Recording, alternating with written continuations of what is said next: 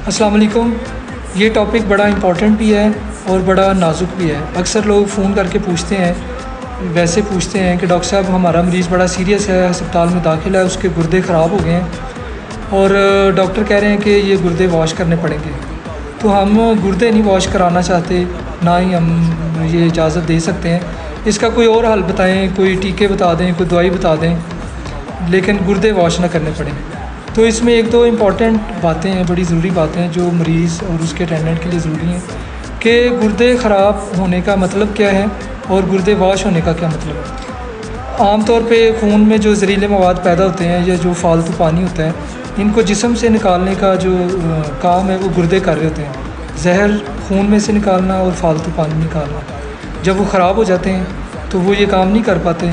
जो normal creatinine की मकदार 1 होती है वो बढ़ के 7, 8 इससे भी ज़्यादा हो जाती है। डॉक्टर कहते हैं कि नहीं, आप गुर्दे चूँकि ये जहर नहीं निकाल रहे तो ये डायलिसिस करना पड़ेगा।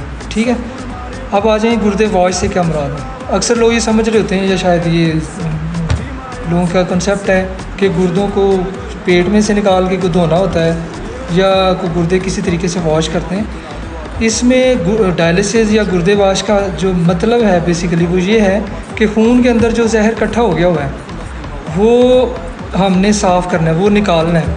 तो ऐसे ही अगर किसी ने देखा हो डायलिसिस होता तो वो एक खून की नाली सुई लगी होती है, वो खून सारा मशीन में जाता है, मशीन उसकी सफाई करती है और वापस जो है ना वो खून की नाली में यानी जिस्म में वापस आ जाता है। तो डायलिसिस का मतलब खून की सफाई है, खून के अंदर जो जहर जमा हो गया हुआ है उसको निकालना और फालतू पानी जो खून में इकट्ठा हुआ है बाद में फेफड़ों में इकट्ठा हो जाता है उसको निकालना। अगर वो हम नहीं निकालेंगे तो मरीज़ की ये जहर की मकदार और पानी की मकदार बढ़ती जाएगी, सांस ख़राब होगा, बेहोश हो जाएगा मरीज़, इस तरह से वो कॉम्प्लिकेट हो जाएगा, ज़्यादा मामलात पेचीदा हो जाते हैं। तो इसको यानी जहन में ये कन्फ्यूजन ना पैदा करें कि गुर्दे वॉश होंगे तो पता नहीं गुर्दों की जो रस है या गुर्दों की जो ताकत है वो ख़त्म हो जाएगी।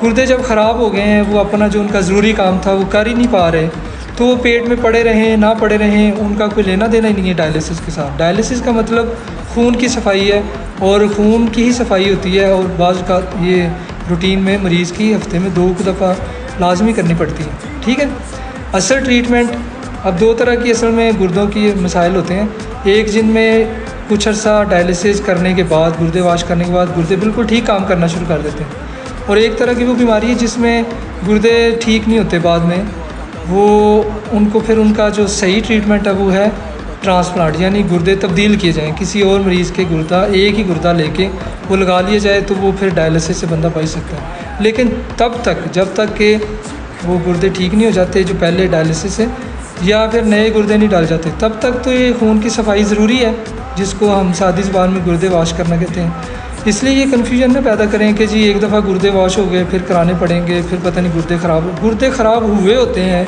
वो काम नहीं कर रहे, इसीलिए तो डायलिसिस करना है, इसीलिए तो जिस्म के अंदर जो खून है उसकी सफाई करनी है जिसको हम सादी ज़बान में गुर्दे वॉश करना कहते हैं। इसलिए ये आपसे रिक्वेस्ट है कि जब भी डॉक्टर आपको कहते हैं कि ये डायलिसिस कराना है, ये ज़रूरी है, तो ये इसकी परमिशन दिया करें।